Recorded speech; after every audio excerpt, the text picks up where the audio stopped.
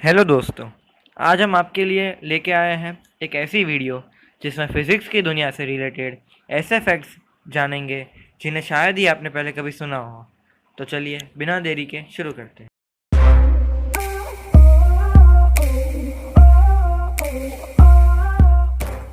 Fact number 20। आपने sir Albert Einstein की theory of relativity को तो शायद पढ़ा ही होगा, पर क्या आपको पता है कि उन्होंने जो अपनी थियोरी ऑफ रिलेटिविटी थी उसको 1916 में निकाला था।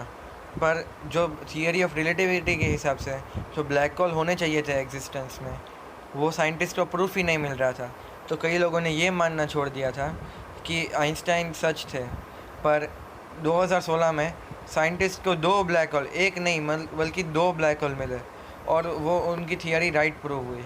इससे हमें ये सीख मिलती है कि कुछ भी हो जाए हमें हार नहीं माननी चाहिए। Fact number 19। आपने कभी ना कभी ब्लैक होल के बारे में तो सुना ही होगा, पर क्या आपको पता है सर आइंस्टाइन की थियोरी के मुताबिक ब्रह्मांड में वाइट होल्स भी एग्जिस्टेंस में है। सर स्टीफन हॉकिंग भी ये थियोरी को मानते हैं। उनके मुताबिक ब्लैक होल और वाइट होल एक दूसरे से बिल्कुल विपरीत होते हैं, और जहाँ पे ब्लैक होल ख़त्म होते हैं वहीं से वाइट होल की शुरुआत होती है। यानी कि जहाँ पे ब्लैक होल की सिंगुलैरिटी आती है वहीं से वाइट होल की शुरुआत होती है। इसका मतलब अगर कोई ऑब्जेक्ट ब्लैक होल में अंदर गया और सिंगुलैरिटी को पार कर गया तो वाइट होल के द्वारा किसी और गैलेक्सी या डायमेंशन से बाहर निकल सकता है। ये सिर्फ एक थियरी है और इसका कोई प्रूफ नहीं है। Fact number 18। ये बहुत ही गज़ब का फैक्ट है और सबको ये जानना चाहिए।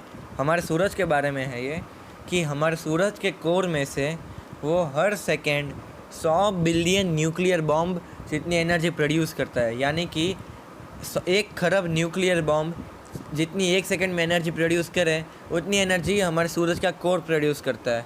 परंतु उसे हज़ारों साल लगते हैं सरफेस पर आने में, और तब वो जाकर सोलर सिस्टम को पावर करता है। ये बहुत ही गज़ब की बात है। Fact number 17। जब सूरज के एनर्जी की बात आई है तो हमें ये भी जानना बहुत ज़रूरी है कि जैसे कि सूरज में लाइट होती है तो उसमें फ़ोटोन भी होगा। तो वो फ़ोटोन को सन के कोर से सरफेस तक आने में करीब 1 लाख साल लगता है, और जब वो बाहर आता है और जब पृथ्वी पे वो सूरज की रोशनी आती है तब वो हमारी आँख में एब्जॉर्ब हो जाती है। यानी कि 1 लाख साल का सफ़र करने के बाद वो सिर्फ हमारी आँख में एब्जॉर्ब हो जाता है। Fact number 16। क्या आपको पता है कि आखिरी बार सब इंसान पृथ्वी पर कब थे? तो वो दिन था 2 नवंबर 2000 का साल। अब आप पूछोगे ऐसे कैसे, अभी भी सब इंसान पृथ्वी पर ही है।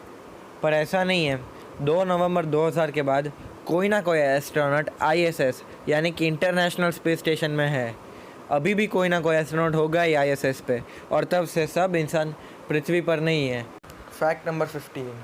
क्या आपको पता है हमारी गैलेक्सी से करीब 12.5 बिलियन लाइट ईयर दूर एक ब्लैक होल है जिसका नाम है J2157। यह इतना ख़तरनाक है कि ये रोज़ एक सूरज जितने बड़े तारे को खा जाता है। आप कमेंट सेक्शन में लिखिए कि ये ब्लैक होल अगर हमारे गैलेक्सी में होता तो क्या होता। Fact number 14। ये फैक्ट सुपरनोवा के बारे में है। तो चलिए जानते हैं सुपरनोवा क्या होता है।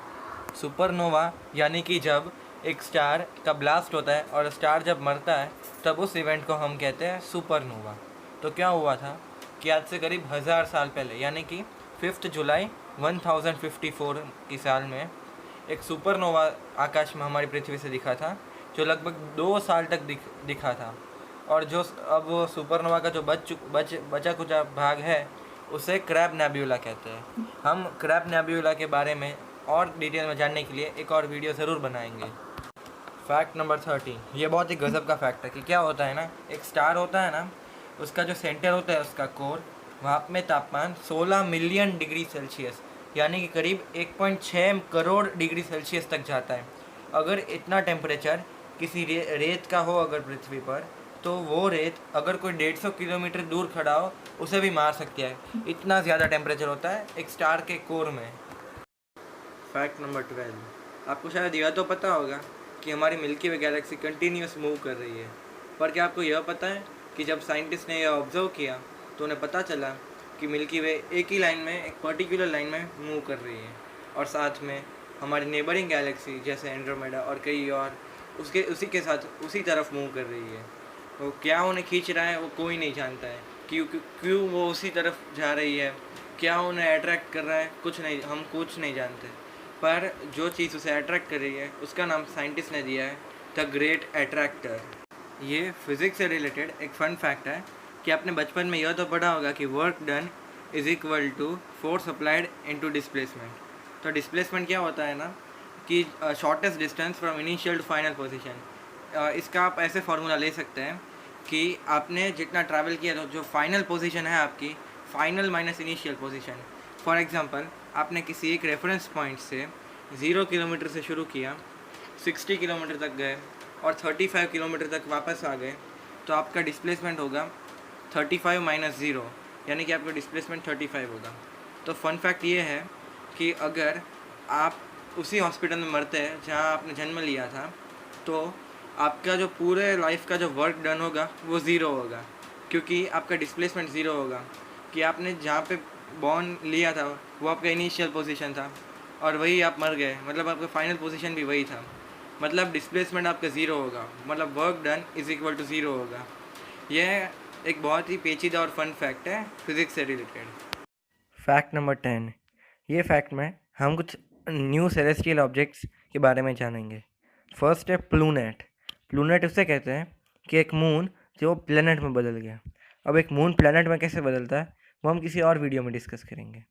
दूसरा है मून। इसका मतलब एक मून जिसका एक ओन खुद का मून हो, यानी कि फॉर एग्जांपल हमारा जो मून है चंदा मामा, अगर उसका कोई खुद का अगर कोई मून हो तो उसका कहते हैं, हमारे चंदा मामा को हम कहेंगे मून। और तीसरा है ब्लैनेट। ब्लैनेट यानी कि एक प्लैनेट है कोई भी जो एक ब्लैक होल को ऑर्बिट करे। अगर आपने इंटरस्टेलर देखा हो तो उसका बेस्ट एग्जांपल है ब्लैनेट का, मिलर्स प्लैनेट या मैंस प्लैनेट। Fact number 9। ये बहुत ही कमाल का फैक्ट है कि क्या है ना, अगर हम कोई ऐसा कांच का बॉल यानी कि ग्लास का एक ऐसा बॉल बनाए जो बाउंस करे, जिसे हम नीचे गिराए तो वो टूटे ना, तो वो कांच का बॉल एक रबर के बॉल से ज़्यादा ऊपर उछलेगा। ग्लास की एक ऐसी प्रॉपर्टी भी होती है। क्या आपको पता था? ये कमेंट्स में ज़रूर बताना। Fact number 8। ये फैक्ट फ्यूचर से रिलेटेड है कि क्या है ना, अप्रैल 13, 2029 इस दिन को एक एस्ट्रॉयड है जिसका नाम अपोफिस है। वो अर्थ पे तो नहीं आएगा पर अर्थ से इतना नज़दीक से गुजरेगा कि 2 बिलियन लोग उसे खुले आसमान में से आसानी से देख पाएंगे। तो अगर आपको भी यह एस्ट्रॉयड देखना है तो आप अप्रैल 13, 2029 ये डेट को एक पेपर पे लिख के चिपका दीजिए अपने घर में। Fact number 7। क्या आपको पता है कि हमारा जो इंटरनेशनल स्पेस स्टेशन है यानी कि ISS है, उसकी स्पीड 17,000 माइल पर आवर है, यानी कि वो हमारे अर्थ को 17,000 माइल पर आवर से रिवॉल्व करता है। तो फैक्ट ये है कि वो जिस स्पीड से रिवॉल्व करता है वो हमारे अर्थ का एक चक्कर सिर्फ 90 मिनट में लगा लेता है, यानी कि 1.5 घंटे में वो अर्थ का एक चक्कर लगाता है। तो अगर वो इस स्पीड से जब ट्रैवल करता है तब वो एक ही दिन में यानी कि 24 घंटे में 16 सनराइज और 16 सनसेट यानी कि 16 दिन अनुभव करता है ना कमाल की बात। Fact number 6। क्या आपको पता है कि हमारा जो पृथ्वी पे जो टावर है जिससे आपको इंटरनेट मिलता है वो कितने स्ट्रांग है कि अगर आप मून पे भी चले जाओ ना तो भी आपको बहुत ही अच्छा हाई स्पीड नेटवर्क मिलेगा, और वहाँ पे तो इससे भी ज़्यादा अच्छा मिलेगा क्योंकि वहाँ पे आपको किसी के साथ नेटवर्क शेयर नहीं करना पड़ता। Fact number 5। ये कमाल की थियरी है जिसका ये मानना है कि हमारे प्रजाति यानी कि इंसान पहले मंगल ग्रह यानी कि मार्स पर रहते थे। तो अब आप सोचोगे ऐसा कैसे संभव है? तो ये थियरी के अनुसार ऐसा इसलिए है क्योंकि हमको यह मालूम हुआ है कि मंगल ग्रह पर अब लाखों साल पहले पानी था। तो ऐसा इसलिए होगा क्योंकि वहाँ पे इंसान रहते थे और शायद हमने वहाँ पे बहुत प्रदूषण कर दिया, जैसे हम वहाँ यहाँ पे भी कर रहे हैं पृथ्वी पर। और इतना प्रदूषण होने के कारण वहाँ पे सूखा हो गया और वहाँ पे कुछ नहीं बचा। इसलिए एक एस्ट्रॉयड पर एडम और ईव जो जिसे हम पहले इंसान मानते हैं वो आ गए और इससे डायनासोर, यही एस्ट्रॉयड से डायनासोर ख़त्म हो गए। Fact number 4। जब थियरी की बात आई है तो एक और थियरी है जो है डेजावू थियरी। डेजावू यानी कि वो फीलिंग जिससे आपको ऐसा लगे कि ये मेरे साथ पहले भी हो चुका है। तो डेजावू थियरी के अकॉर्डिंग ऐसा इसलिए होता है क्योंकि हम एक पैरेलल यूनिवर्स में हमारे ही हमशक्ल वो सेम काम कर रहा है, और ऐसा इसलिए होता है क्योंकि उस वक्त हमारा जो दोनों यूनिवर्स है हमारा और जो पैरेलल यूनिवर्स है जिसमें हमारा जो हमशक्ल है वो भी ये काम कर रहा है, तो ये दोनों यूनिवर्स एक लाइन में अलाइन होता है, एक ही लाइन में होता है। फैक्ट नंबर 3, आप ये जान के हैरान हो जाएंगे कि 1991 में फिजिसिस्ट ने एक पार्टिकल को अर्थ के एटमॉस्फेयर में एंटर करते हुए देखा और ऑब्जर्व किया, तो उन्हें पता चला कि वो पार्टिकल की स्पीड लगभग स्पीड ऑफ लाइट ही थी। वो पार्टिकल की स्पीड 99.99999 ऐसे 21 बार 9 और उसके बाद 51% स्पीड ऑफ लाइट थी। तो कई साइंटिस्ट का ये मानना था कि यूनिवर्स में ऐसे भी पार्टिकल हैं जो स्पीड ऑफ लाइट या उससे भी तेज ट्रैवल कर सकते हैं। और इससे सर एल्बर्ट आइंस्टाइन की थियरी जो ये कहती है कि कोई भी पार्टिकल या ऑब्जेक्ट स्पीड ऑफ लाइट से ट्रैवल नहीं कर सकता, वो रॉन्ग प्रूव हो सकती है। और इस पार्टिकल को साइंटिस्ट ने नाम दिया ओ माई गॉड पार्टिकल।